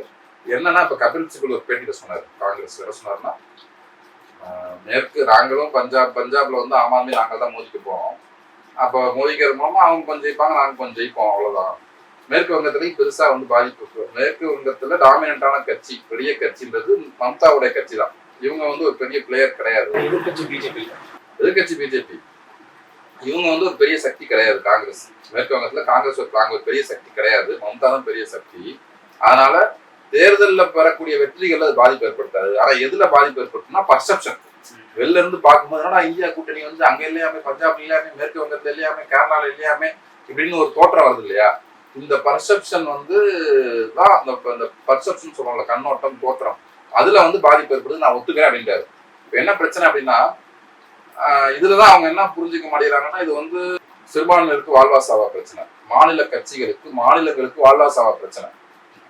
மோடி வந்து திருப்பி இன்னொரு முறை ஆட்சிக்கு வந்தா ஒரு கட்டமைப்பு ரீதியான மாற்றங்களை ஏற்படுத்துவாங்க. ஒரு நாட்டை வந்து வேற ஏதோ ஒரு இடத்துக்கு கொண்டு போயிடுவாங்க. இப்போ கொண்டு போயிட்டு இருக்க திசையிலே போச்சுன்னா அடுத்த 5 ஆண்டுகள்ல திருப்பி மீட்க முடியாத இடத்துக்கு போயிடுவாங்க. Certain changes in history are irreversible. வரலாற்றில் செய்யக்கூடிய சில மாற்றங்களை திரும்ப மாற்ற முடியாது. நம்ம ரப்பர்ல அழிச்சதுன்னு எழுத முடியாது. இப்போ பாலஸ்தீன் பற்றி பேசுறாங்கல்ல, 1918 எப்படி இருந்துச்சு, 2023 நம்ம கண்ணு முன்னாடி 100 ஆண்டுகள்ல வந்து அவங்க முழு பகுதி இழந்தாங்க. இன்னைக்கு 100 விழுக்காட்டுல வந்து 15 விழுக்காடுக்கு இடம் கிடைச்சா போதுங்க, இந்த காசாவும் மேற்கு கரையை மட்டும் விட்டு வச்சிருங்க. இதுதான் உலகமே கேட்குது. 2 ஸ்டேட் சொல்யூஷன் தான். இவ்வளவு மாற்றம் 100 வருஷம் நடந்துச்சு. திரும்ப ரிவர்ஸ் பண்ணவே முடியாது. ஏன்னா தலைமுறை மாறுது. நம்ம அப்படியே வாழ்ந்துட்டு போவோம் தான் வாழ்ந்துட்டு போவாங்க. யாரும் வந்து அன்னைக்கு இருந்த மாதிரி மாறுன்னு யாரும் இடம்பெயர்ந்து போவாங்களா? போக மாட்டாங்க. அப்ப இந்த ஒரு இதுலதான் எனக்கு என்ன கவலைன்னா, இந்தியா கூட்டணிக்குள்ள வந்திருக்காங்க இந்த கட்சிகள். இவங்களுக்கு வந்து உண்மையிலேயே இந்த சீரியஸ்னஸை புரிஞ்சுட்டு இருக்காங்களா? அதுல நான் நினைக்கிறது வந்து காங்கிரஸுக்கு ஒரு ஆல் இந்தியா அளவுல பார்ட்டியா இருக்கனால ஒரு பொறுப்பு இருக்கு அப்படின்றது ஒண்ணு. அப்படி இருந்தாலும் பிரதமர் கூட ஒன்றும் அறிவிக்க இல்லையா? பிரதமர் வேட்பாளர் யாரும் கூட காங்கிரஸ் அது வந்து ஒரு அரசியல் வீகத்துல வந்து நீங்க பிரதமர் வேட்பாளர் அறிவிச்சு போறது, அதாவது யானைக்கு புஜம்பலம், எலிக்கு வலைபலம் வாங்க. ஒவ்வொரு விலங்குக்கும் ஒவ்வொரு இதுக்கும் ஒவ்வொரு இது பலம். பிஜேபியை பொறுத்த வரைக்கும் மோடி தான் பிரைம் மினிஸ்டர் கேண்டிடேட்னு சொல்லி வர்றதுதான் அவங்களுக்கு பலம். இன்னார் தான் பிரைம் மினிஸ்டர் கேண்டிடேட்னு சொல்லி வர்றது வந்து இவங்களுக்கு பலமா இருக்கு. இந்தியா அலையன்ஸை பொறுத்த வரைக்கும் அது பலமா இல்லைன்னு அவங்க கருதப்படும். அப்படி கருதுறது வந்து ஒரு தர்க்கபூர்வமா ஒரு சரிதான் நினைக்கிறேன். ஒரே மாதிரி அது அவங்களுக்கு. ஏன்னா மத்திய பிரதேச தேர்தலே வந்து யார் சீஃப் மினிஸ்டர் கேண்டிடேட்னு சொல்லி அவங்க எலெக்ஷன் சந்திக்கல. மோடி வர்சஸ் அங்க இருக்க ஒரு கமல்நாத் தான் யாரோ ஒருத்தர் மத்திய பிரதேசத்துல. உங்க காங்கிரஸுக்குள்ள வந்து ஏற்கனவே இருந்த பிளவு, அவங்க வந்து உறுதியா வேலை செய்யலாம்ன்றதான் மத்திய பிரதேசத்துல காரணம். மற்றபடி இந்த வேட்பாளர் அறிவிக்கிறத பொறுத்த வரைக்கும் இதுக்கு அதான் ஒரு பெரிய ஃபேக்டர் கிடையாது. மாநில கட்சிகள்ல முக்கியமா வந்து சிபிஎம், திரிணாமுல் காங்கிரஸ், ஆம் ஆத்மி. இப்ப ஆம் ஆத்மி எல்லாம் எலெக்ஷனுக்குள்ளே அவரே உள்ள போனாலும் போயிடுவார் அரவிந்த் கெஜ்ரிவால். அவர் என்ன நினைச்சுக்கிறாரு அப்படின்னா, இந்த பஞ்சாப்ல நீ 10 சீட்டு ஜெயிக்கலையா, காங்கிரஸ் விட்டு கொடுக்கலையா, அது மேட்டர் கிடையாது. நீ இன்னும் எத்தனை நாள், அதிகபட்சம் 50 வருஷம் வந்து இப்ப சீஃப் மினிஸ்டர், இன்னும் 4 இடத்துல சீஃப் மினிஸ்டர் ஆகலாம் ஆம் ஆத்மி, அவ்வளவுதான். நம்ம பேசிட்டு இருக்கிறது வந்து இத்தனை 100 ஆண்டு கால உழைப்பு. இந்த நாட்டுல வந்து பல பேர் போராடி கான்ஸ்டியூஷனை உருவாக்கி இவ்வளவு தூரம் வந்திருக்கோம். இதை விட முன்னேறி போகணும்னு நம்ம இத்தனை நாள் பாடுபட்டோம். அது சரிக்கிட்டு கீழே போயிட மாட்டிருக்கேன்றதுக்காக நாடே பதட்டமா இருக்கு. இப்ப நீங்க ஒரு அதிக ஐஆர்எஸ்ஆ இருந்து வந்தவங்க, அப்ப வந்து எது முக்கிய முதன்மைன்னு இருக்குல்ல, இந்த அரசியல் சட்டத்தை பாதுகாக்கணும், இந்த நாட்டுடைய சோசியல் ஃபேப்ரிக், சமூக இழை, இந்த ஒற்றுமை, அதை வந்து அவங்க என்ன புரிஞ்சுக்க மாட்டேங்கிறாங்கன்னா, ஒரு வீடு எங்கேயாவது விரிசல் விட்டுருச்சுன்னு வச்சுங்களேன், ஈஸியா வந்து கட்டிடலாம் திருப்பி. ஆனா நாடு விரிசல் விட்டுருச்சுன்னு வச்சுக்கோங்க, நாட்டு மக்களுக்கு இடையில நாட்டை கட்ட முடியாது. ஒரு தாய் மக்கள்னு ஒன்றுபட்ட, அதாவது ஒரு டெக்னாலஜி ஒரு புதுசா அவனை கண்டுபிடிக்கணும்னு வச்சுங்களேன், அந்த மக்களுடைய ஆற்றல் தான் கண்டுபிடிக்க முடியும். நீ கோடி ரூபாய் கொடுத்தா கூட எவனும் புதுசா ஒரு டெக்னாலஜி கொண்டு வர முடியாது. அந்த மக்கள், நான் ஒரு தொழில்நுட்பத்தை கண்டுபிடிக்கிறேன், அந்த மக்கள்ல இருந்து ஒரு விஞ்ஞானி, இவங்களாம் அந்த நாட்டு மீது உள்ள பற்றுல அவங்க தயாரிச்சாதான் நமக்கு வந்து டெக்னாலஜிக்கலா ஒரு இண்டிபெண்டா ஆக முடியும். பிளவுபட்ட ஒரு நாட்டுல இருந்து வராது. நீ ஏன் வந்து 20 சுதந்திரம் அடைஞ்சு இத்தனை வருஷம் ஆகி கூட உன்னால ஏன் வந்து டெக்னாலஜில ஒரு அட்வான்ஸ்னால ஆக முடியல? எவ்வளவு 140 கோடி பேர் இருக்கீங்க உலகத்துல வந்து, ஆனா உங்களால ஏன் கான்ட்ரிபியூட் பண்ண முடியல மனித குலத்திற்கு? உங்களுடைய மக்கள் தொகைக்கும் உங்களுடைய நிலப்பரப்பு 32 லட்சம் சதுர கிலோமீட்டர் நிலப்பரப்புக்கும் ஏற்ற வகையில உங்களுடைய தொன்மை, உங்களுடைய வரலாறு, நாகரிகம், அமைவிடம் தெற்காசியா இருக்குது, இதற்கு ஏற்ற வகையில உங்களால ஏன் வந்து பங்களிக்க முடியலன்னா காரணம் வந்து நீங்க பிளவுண்ட மக்கள். இந்தியா என்பது ஒரு பிளவுண்ட நாடு. ஏற்கனவே ஜாதிய பிளவுண்டு இருக்கு, இப்போ இவங்க மோடி பிஜேபி இவங்க வந்து ஜாதியா இருக்கிறது ஒரு பக்கம் அது தக்க வைக்க நினைக்கிறாங்க, இன்னொரு பக்கம் இவங்க ஏற்படுத்தக்கூடிய இந்து அதாவது முஸ்லீம் வர்சஸ் நான் முஸ்லீம்ஸ் இந்த பிளவுன்றது வந்து நாட்டை வந்து நாட் லீட் டு எனிவர், இங்க வந்து எந்த வளர்ச்சிக்கு கொண்டு போய் செல்லாது, பெரும் துயரத்தையும் பேரழிவு இந்த நாட்டில் வந்து ஏற்படுத்தும். இப்போ இதை புரிஞ்சுக்கிட்டு பஞ்சாப்ல 4 சீட்டு கொடுக்கறதா, வெஸ்ட் பெங்கால்ல 3 சீட்டு கொடுக்கறதா இப்படின்னு வந்து இந்த ஒரு குறுகிய விஷயங்கள்ல அவங்க இது பண்றது இருக்கு இல்லையா, அது வந்து அவங்க வந்து இன்னும் இந்த அபாயத்தை புரிஞ்சுக்கல. அதாவது வந்து நம்ம இஸ்லாமியர்களோ தேசிய இனங்களோ நம்ம வந்து பெரிய அழிவுகளை சந்திப்போம், போராடுவோம், நமக்கு எண்ணெயை வரலாம் எல்லாம் வரலாம், அது சந்திப்போம், நம்ம இந்த தலைமுறையிலாட்டி அடுத்த தலைமுறையிலாவது இதாகும். ஆனா திருப்பி மோடி ஆட்சிக்கு வந்தா ஆம் ஆத்மி இல்லை, டிஎம்சி இல்லை, திமுக இல்லை, இந்த மாநில கட்சிகள் வந்து இருக்க முடியாது. அவங்களுக்கு தான் வாழ்வாசாவ பிரச்சனை, போராடுற சக்திகளுக்கு கிடையாது. அதனால வந்து இந்த மாநில கட்சிகள்லாம் கூட இதை புரிஞ்சுக்கிட்டு, ஒரு மாநில கட்சி 2 மாநில கட்சிலாம் கூட இந்த அரசியல் சூழலை புரிஞ்சுக்கிட்டு அவங்க வந்து இந்த கூட்டணிக்குள்ள இருக்கி வந்து நிக்கணும், மக்களுக்கு ஒரு நம்பிக்கை கிடைக்கிற மாதிரி இருக்கணும்ன்றதுதான் நாம பாக்குறப்பாங்க. ஓகே, இறுதியா மிக சுருக்கமா இப்போ இந்தியா ஃபுல்லா சுத்தியாச்சு, தமிழகத்துல வரும். தமிழகத்துல திமுக கூட்டணி அமைச்சிருக்காங்க. அதிமுகவை பார்த்தோம் அப்படின்னா மிகப்பெரிய கட்சிகள் அதுக்கு பின்னாடி இல்லை. எஸ்டிபி, புரட்சி பாரதம் போன்ற கட்சிகள் இருக்குது. 3வது கூட்டணியாக பாஜக வந்து ஓபிஎஸ் கூடயும் பிஜேபி கூடயும் இணைஞ்சிருக்காங்க. ஆஸ் யூசுவலா சீமான் ஒரு பக்கம். இப்போ எந்த கட்சி மிக தாக்கத்தை ஏற்படுத்தணும் அப்படின்னு நினைக்கிறீங்க? ஏன்னா அதிமுக கிட்ட மிகப்பெரிய கூட்டணி இல்லை, எஸ்டிபி இருக்குது. அதுவும் எஸ்டிபி வந்து திமுக தரப்புல என்னவோ பார்க்குறாங்கன்னா பாஜகவுடைய பிடிஎம்மாக பார்க்குது. இப்போ பாஜகவை அதிமுகவும் கல்வி அது உங்களுக்கு தெரியும், நீங்களே சொன்னீங்க. ஸோ இந்த வியூகத்தை நீங்க எப்படி பாக்குறீங்க? தமிழகத்தினுடைய நிலைப்பாடு எப்படி இருக்கு? தமிழ்நாட்டுக்கு அதாவது மெஜாரிட்டி சீட்ஸ் வந்து டிஎம்கே அலையன்ஸ் வந்து வைப்பாங்க, அதுல இருந்து சந்தேகம் கிடையாது. அதாவது 40ல் அவங்க எத்தனை அடிப்பாங்க, கன்ஃபார்மா 30 ஜெயிச்சிருவாங்க, 30க்கு மேல போயிடுவாங்க. ஏதாவது சில தொகுதிகளில் ஏடிஎம்கே ஜெயிக்கிறதுக்கு வாய்ப்பு இருக்கு. ஒரு லேமேனா இருந்து ஒரு சாதாரண ஆளா இருந்து பார்த்தா இதுதான். பிஜேபி என்னன்னா நமக்கு வந்து ஒரு ஆன்டி பிஜேபி ஆன்டி பாசிசம் அப்படின்ற கவலையில இருந்து ஒண்ணு வந்து அதிமுக இருக்கக்கூடிய ஒரு ஊசலாட்டம் இருக்கு இல்லையா, ஒருவேளை அவங்க ஜெயிச்சுட்டு 5 சீட் ஜெயிச்சாங்கன்னா 100 விழுக்காடு வந்து அவங்க வந்து பிஜேபியோட அலையன்ஸ் வச்சு ஒரு வாய்ப்பு இருக்கு, 5 சீட்டு பண்ணி பாஜக வந்து ஆட்சியில் அமர்த்த முடியும்னா அதை எடப்பாடி செய்வார்ன்றதான் நம்முடைய. ஏன்னா அவங்க இந்த ஆட்சி தொடரக்கூடாதுன்னு இப்போ வரைக்கும் சொல்ல அவங்க என்ன பேசுறாங்கன்னா மாநில உரிமையை பறிச்சாங்க, காங்கிரஸ் பறிச்சு, பிஜேபி பறிச்சு, இந்த பல்லவிதான் இதெல்லாம் நம்ம காலங்காலமா பேசுறது தானே. மோடி ஆட்சி ஒரு மோசமான ஆட்சி, மோடி ஆட்சியில் இருக்கக்கூடாது, இந்த எலெக்ஷன்ல ஆட்சி தொடரக்கூடாது அப்படின்னு அவங்க பேசல. ஏன் பேசல அப்படின்னா அவங்களுக்கு பேசினா இப்ப என்ன பண்ண போறீங்க அப்படின்னு கேட்டா அவங்களுக்கு ஒரு வேலை திட்டம் வேணும்ல, ஒரு 3வது அலையன்ஸ் அமைக்கணும், ஏதோ ஒன்று பண்ணணும்ல. அவங்களுக்கெல்லாம் தமிழ்நாட்டுக்குள்ள ஆட்சிக்கு வரணும் போகணும், இங்க உள்ள பிழைப்பு அந்த அளவுலதான் அவங்க இதை பாக்குறாங்க. கிட்டத்தட்ட திமுகட்டையும் அந்த மாதிரி ஒரு அரசியல் பதவி அரசியல் இருக்கு. ஆனா இன்னைக்கு இருக்க நம்ம கண்ணுக்கு தெரிகிற இடத்துல பிஜேபி ஆட்சி வந்து கீழே இறக்கணும், இந்த பாசிச ஆட்சி தொடரக்கூடாதுன்னு ஒரு நிலைப்பாட்டு எடுத்து வச்சிருக்காங்க. இதுல வந்து 30-35க்கு மேல பெருசா ஒரு ஸ்வீப் பண்ணணும், டிஎம்கே ஸ்வீப் பண்ணா கூட நம்ம கவலை என்ன அப்படின்னா ஏடிஎம்கே நாம் தமிழர் நமக்கு வந்து பகை கிடையாது, முதன்மை பகை பிஜேபி தான். சரி, பிஜேபி தான் நம்ம தமிழ்நாட்டை பொறுத்த வரைக்கும். எந்த இடத்துலையும் பிஜேபி 2வது இடத்துல வந்துடக்கூடாதுன்னு நான் என்ன சொல்லுவேன் அப்படின்னா, தமிழ்நாடு அப்படின்னு நலன்ல இருந்து திமுக ஜெயிச்சிருந்தா 2வது இடத்துல ஏடிஎம்கே வரணும், 3வது இடத்துல நாம் தமிழர் வரணும், 4வதா தான் பிஜேபி வரணும். பாசிச எதிர்ப்பு களத்துல இருந்து பிஜேபி பாசிஸ்ட் யோசிக்கிற இடத்துல இருந்து நம்ம விரும்புறது வந்து இதை நோக்கி தான் நம்ம உழைக்கிறோம்.